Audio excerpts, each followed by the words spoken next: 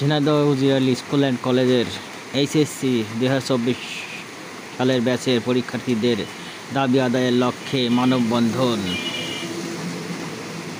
ঝিনাইদহ সদর।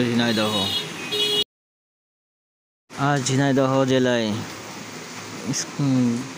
উজির school and কলেজের ছাত্রছাত্রীরা এক দফা এক দাবিতে আন্দোলন শুরু করেছে।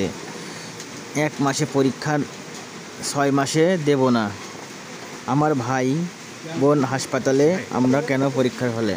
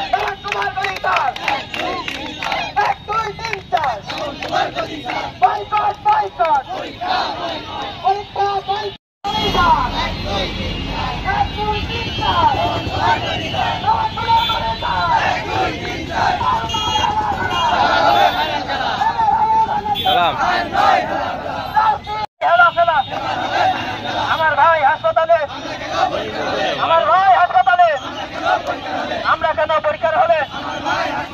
1 মাসের পরীক্ষা, 1 মাসের পরীক্ষা, এক দফা এক জোট।